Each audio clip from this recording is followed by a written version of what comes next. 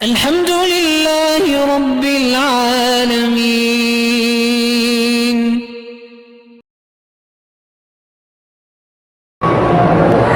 مرد اگر کسی وجہ کے بغیر اپنی بیوی کو طلاق دے وہ گناہگار ہے. ابغض الحلال عند اللہ الطلاق، اللہ کے نزدیک سب سے ناپسندیدہ چیز جو ہے وہ طلاق ہے. لیکن حد تو کوئی نہیں کہ اس کو حد ماری جائے. یہ حد تھوڑی ہے کہ بیوی گئی، جب طلاق دے دی تو بیوی تو گئی نا. یہ تھوڑی حد ہے، اس کو تم حد نہیں سمجھتی ہو.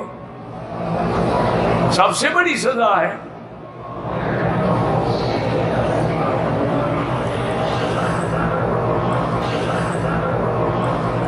کہتے جی تبلیغی جماعت والے سال سال گھر سے نکل جاتے ہیں دین کے لیے. یہ جو دو دو سال کے کنٹریکٹ پہ کام کرنے کے لیے آئے ہوئے ہیں، ان پر تم فتویٰ دو، ان کا فتویٰ میں دوں گا.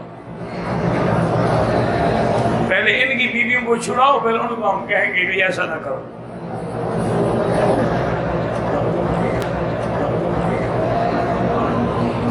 کچھ لوگ مولانا طارق جمیل صاحب کو خطیب الامت کہتے ہیں. کوئی حرج نہیں، محبت کی بات ہے. یہ ساری امت نہیں حضور کی، تو جو بھی خطاب کر رہا ہے وہ خطیب ہے.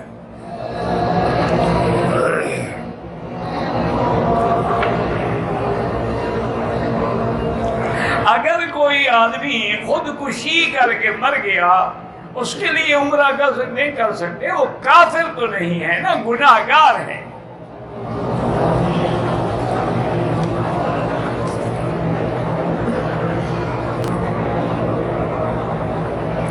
بھئی خواب کا پہلی بات یہ ہے مجھے پتہ ہی نہیں لگتا تو میں کیا تعبیر دوں.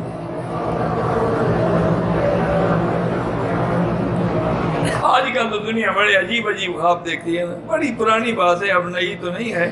ایک آدمی آیا، ماشاءاللہ بڑی وضاحت شکل شباہت دین والی، اور بڑا کپڑے شپڑے لپیٹ کے پیر بنا ہوا. وہ مجھے حضرت آپ سے 10 منٹ تنہائی میں چاہیے. میں نے کہا ٹھیک ہے حضرت. میں اٹھ کے جا کے بیٹھ میں نے فرمایا، میں نے کہا جی حضور پاک کی زیارت ہوئی ہے. حضور پاک نے حکم فرمایا ہے کہ مولوی مکی کو میرا سلام کہو اور تمہیں 1 لاکھ ریال دے دیں. میں نے بڑے آرام سے سنا. میں نے کہا پیر صاحب گزارش یہ ہے کہ پیسے تو میں نے دینے ہیں، حضور مجھے حکم دے، آپ کو کیوں دیا ہے؟ آپ بھائی میں نے 1 لاکھ دینا ہے نا، آپ نے تو لینا ہے. آپ حضور سے مجھے حکم کرا دیں، میں چاہے کہ جائیداد بیچ دوں تو میں دوں گا. لیکن یہ تمہاری بات میں نہیں آتا، میں اتنا کچا مولوی نہیں ہوں. جان چھٹی بھاگ گیا.